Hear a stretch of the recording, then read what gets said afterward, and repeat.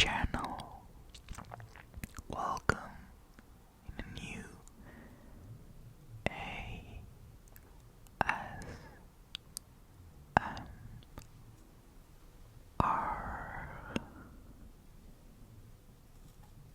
video.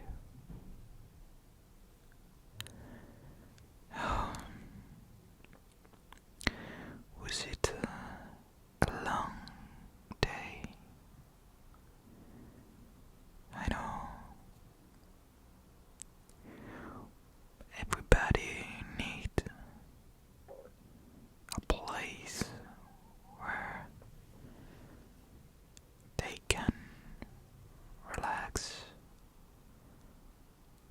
and slow down, calm down their emotions. The emotions of the day. And I'm here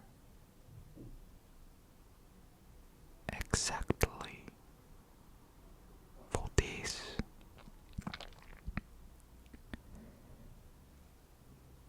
It's been a long time since the last bedtime story, pardon, that I told you. Yeah.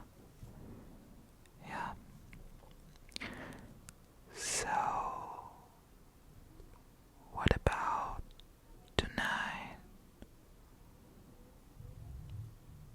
Reading to you a new story. What about a new bedtime story? Yeah. Probably it isn't such a bad idea. And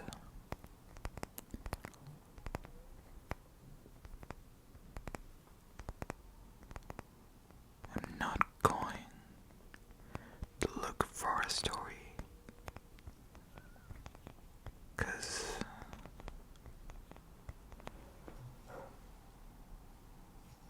I have a story. I've already have a story here, right now, right in front of me. The story of a mysterious salesman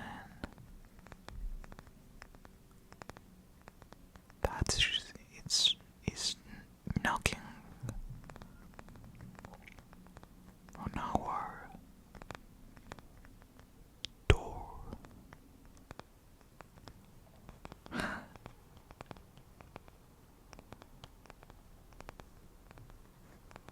How do you feel? Are you okay? So lay down. Close your eyes if you want to close your eyes. Just listen to me, to my voice, and enjoy the story. Okay? Everything is gonna be alright.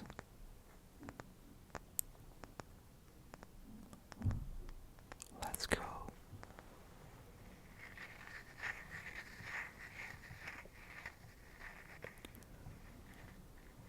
The knock at our front door came just as Victoria was about to open it, even though, strangely, she'd heard neither the lift nor anyone on the stairs.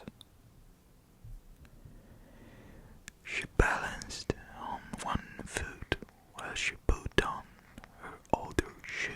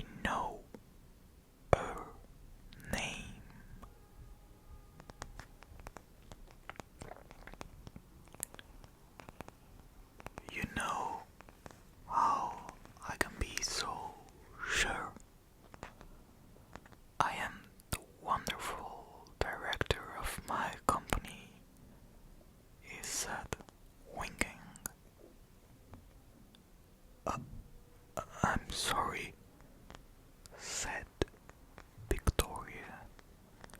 I'm in a rush. I'm late for work. Time. It clicked his tongue.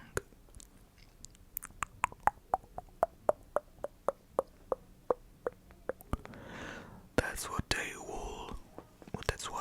all want. Time or happiness. Which one would you like more of? Listen, really, said Victoria. I'm not interested. Sorry. We've got a special offer on, he replied. 25 years of extra life in exchange for eternity. Or, he smiled widely, double your happiness for the same price.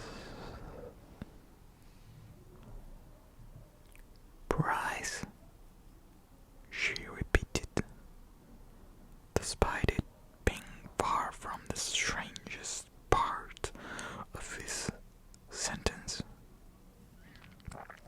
Yes, it's a fixed price.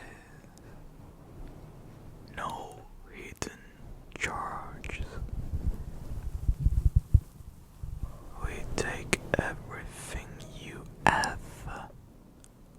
forever.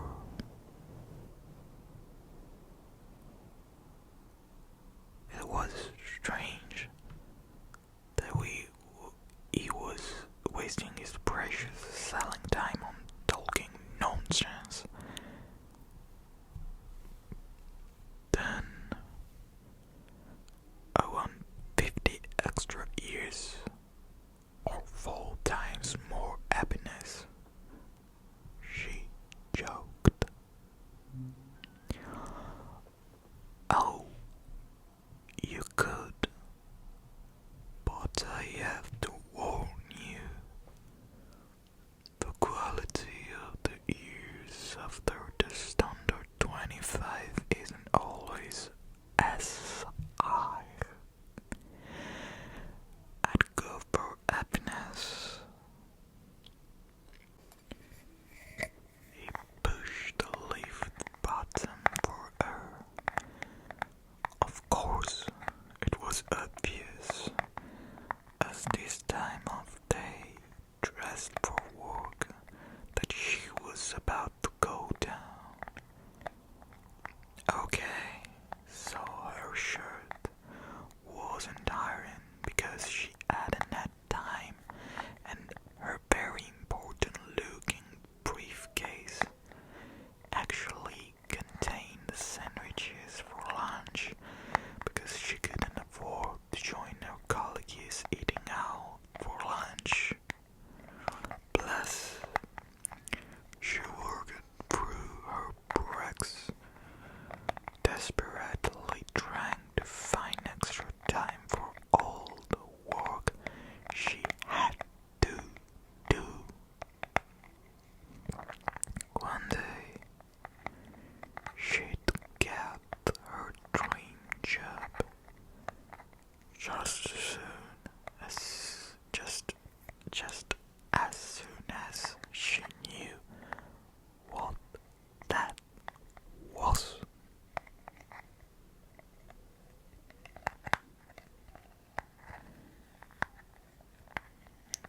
Sometimes Victoria felt as if her sister had all the luck in the family. Not only did she run her own award-winning publishing company, she'd married an equally talented man, the gorgeous and funny Peter, whose only fault was not having a twin.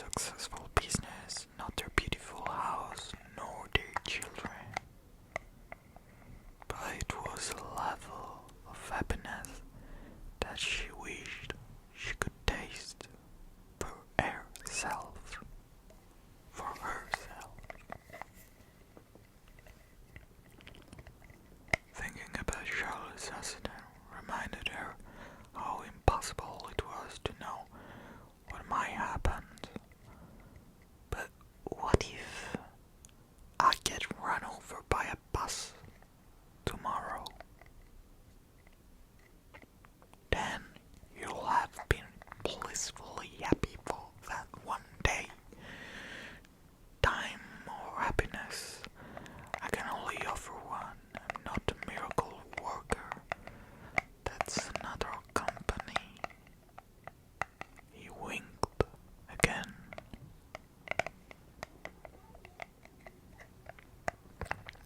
Well, maybe you should change jobs. Well, maybe you should change jobs, she said, and pressed the lift button herself. He shook his head. I've tried them. Their sales team has quite different approach. Be miserable now, then happy for eternity. It has its appeal, but honestly, it's a much harder sell. The lift wasn't even moving. She turned towards the stairs. Late didn't begin to describe the time she would get to work, but as she started down the stairs, she suddenly remembered something. Damn, she swore. She hadn't picked up her little niece's birthday presents. There wasn't time to go back and get them now.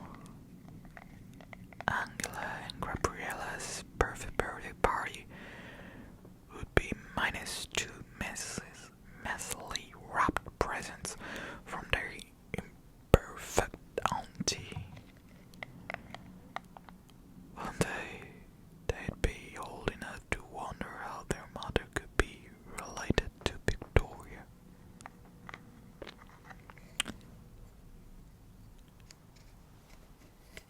It's time, isn't it, Victoria? I can always tell. He called after her. Even if I believe this ridiculous stuff you're saying, I don't have time to discuss it with you. She broke off, annoyed with herself for admitting she needed more time, and then let out a little scream as he slid down the banister and suddenly appeared in front of her, floating in the air with his arms and legs crossed.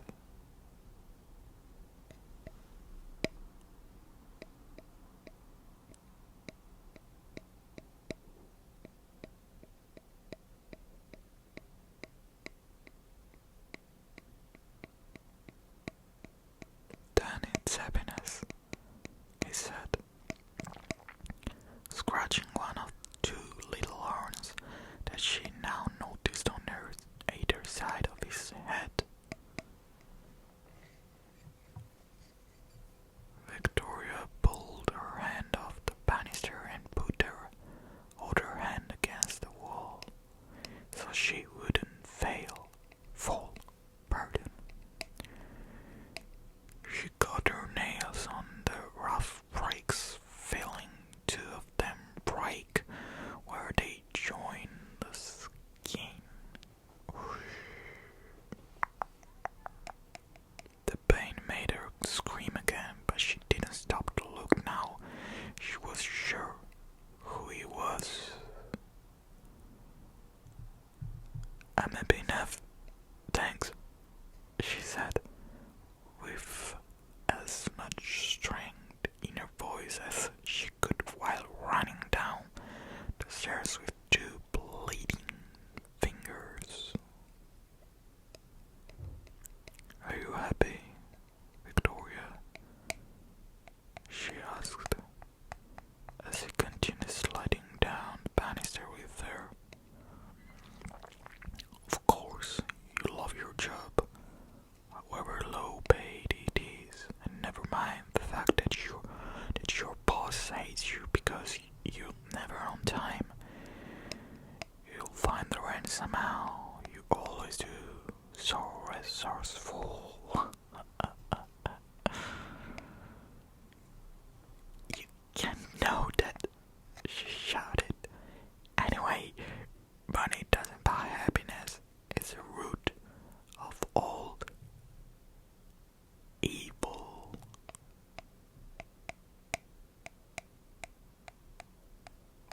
True, Victoria, true. Very wise. It's love that makes the world go round. Exactly, she said, winning a point finally. 5 more follows to go.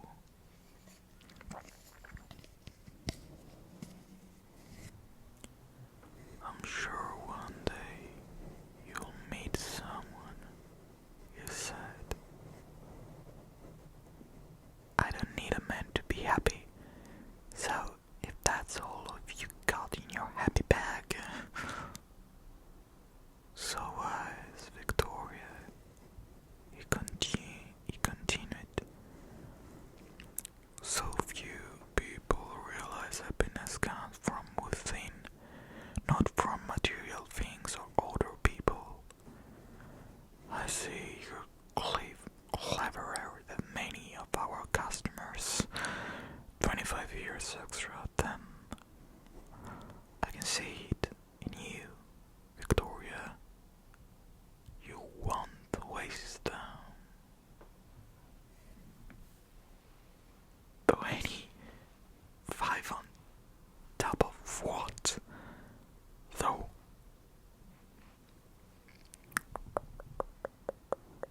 No, no, no, no, no. It turned the final corner with her. I won't tell you how long you would have lived, because then you'll know how long you've got left. We've tried that before. People just ruin it for themselves. It's in the small print, but I wouldn't read that if I were you. I don't believe in this stuff. Or in you.